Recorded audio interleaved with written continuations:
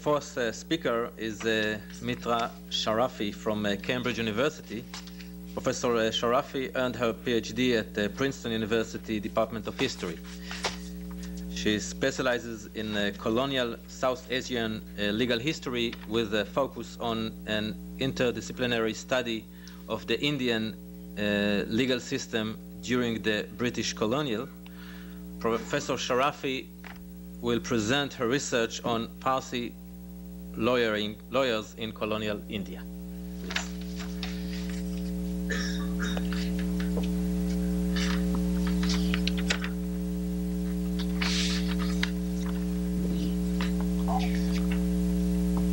Thanks. Well, we've just heard indirectly an allusion to some very interesting statistics compiled by Ingo Müller on German-speaking Jewish lawyers in the 1930s. And I'm referring specifically to the fact that 60% of Berlin's lawyers in 1933 were Jewish, as were 80% of Vienna's lawyers in private practice in 1938. There's only one community I can think of that compares, and that's the community that I work on, the Parsis or Zoroastrians of colonial India. As a member of one Bombay law firm said in 1911, the Parsis are the life and soul of litigation in Bombay, and in one shape or the other, they're connected with the majority of suits in the Bombay High Court. Now, the Parsis were originally Persian refugees who came to India after the 7th century invasion of Persia by Arab Muslims. They brought with them the ancient Persian religion of Zoroastrianism, and they maintained a distinct ethno-religious identity in their community over 1,300 years, largely through endogamous marriage and the absence of conversion into the religion.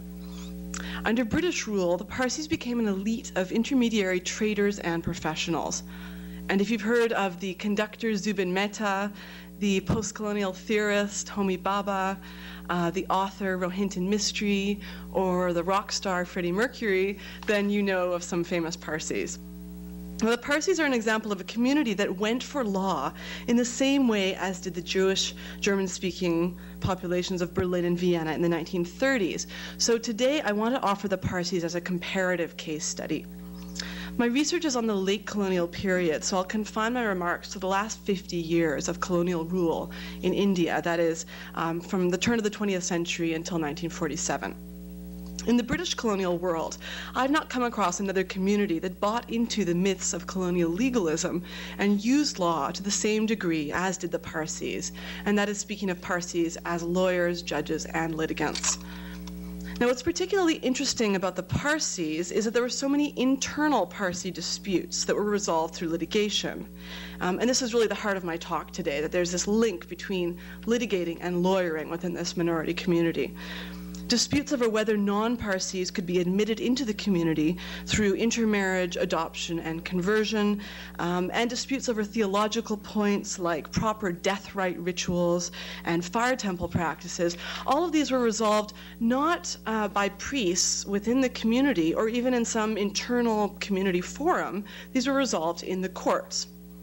Now, equally telling is the fact that a good number of Parsi lawyers and judges were the ones steering these disputes through the courts. So I want to start today by giving you a sense of the Parsi presence in the legal system of Bombay, and it was really in Bombay that the community concentrated. After it first came from Persia, the migration was directly to Gujarat, which is a state in western India, just north and west of Bombay.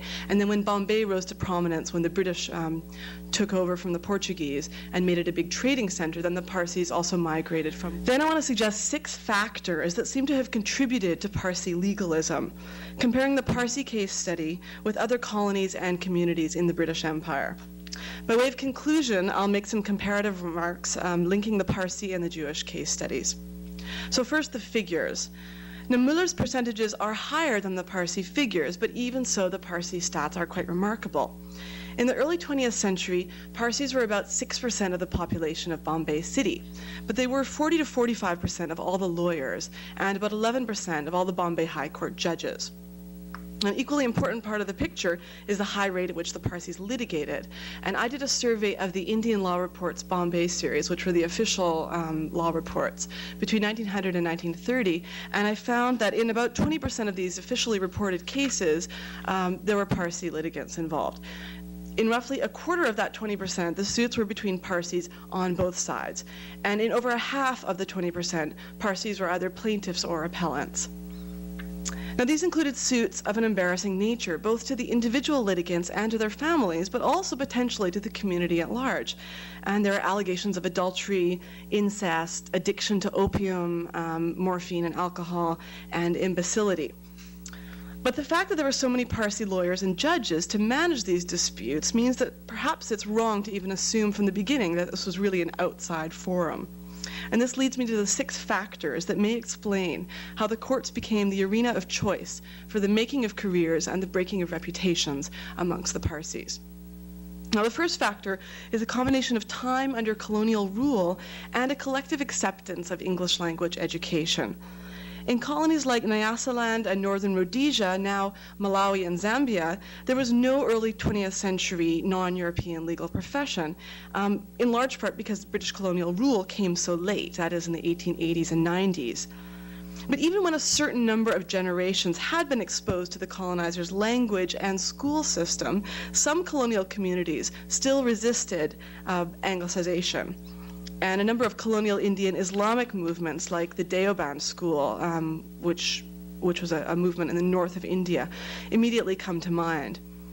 In 1900, though, the Parsis of Bombay had been living in a territory that had been under British influence since the 17th century, and Bombay was handed over from Portuguese rule to British rule in 1661 as a wedding present from the Portuguese Princess Catherine of Braganza, who married the British monarch. The community had also taken on the role of intermediary traders between British and Indian merchants. So in many ways, the community had become highly anglicized. But there were limits. Neither intermarriage with Europeans nor a conversion to Christianity figured into the Parsi affinity for British culture in a major way. And I would argue that anthropologist Tanya Luhrmann misreads the community when she describes it as aspiring to perfect Europeanization. This made the Parsis quite unusual for an anglicized colonial community because many westernized colonial elites typically intermarried at some point and also adopted Christianity. And the 2 best examples that come to mind immediately are the Anglo-Indians, previously known as Eurasians, of colonial India, who were the offspring of British men and typically lower caste Indian women, late 18th century, early 19th century. So there was both intermarriage and Christianization there. And also the Luso-African population of colonial Angola, who were an intermixed population that was sort of intermediary class in the slave trade in Angola. Same story there, intermarriage and conversion to Christianity. But the Parsis did not go this route. Now, the second factor is the relative size of the European population. In colonial India, it was relatively small. The 1911 census recorded that there were 244 million people in British India, of whom only 200,000 were European. So that's a ratio roughly of 1 European to every 1,200 South Asians. Obviously, this was not a white settler colony. It was typically in the white settler colonies that racial barriers to entry were erected when it came to entering the legal profession. And I'm thinking of the Cape Colony, South Africa, Canada, and Australia. By contrast, you can take an area like southern Nigeria, which was referred to as the white man's grave, for the reason that in a certain period, 18th century at least, the death toll of Europeans in the area was about 27% per year. So the population of European administrators in southern Nigeria was so tiny that the colony operated with a handful of undertrained white officials and crucially depended on a large number of Africans for essential services. As a consequence, there was a real African legal profession in southern Nigeria in the colonial period. The third factor is the community's wealth. And the joke is, and Mark Galanter will appreciate this, that there's no such thing as a poor or a thin Parsi. That joke is referring to the fact that the community was and is incredibly affluent. It made its wealth as shippers of opium in the opium trade, when that was a legal trade. And the opium trade, of course, also financed a major part of colonial rule in India. The Parsi community took the proceeds of that opium trade and invested it in industrial enterprise. And the man who is seen as the industrializer of India, a man named J.N. Tata, was a Parsi. So with all these interests in heavy industry and trade, it would seem that a familiarity with law would be vital to community success.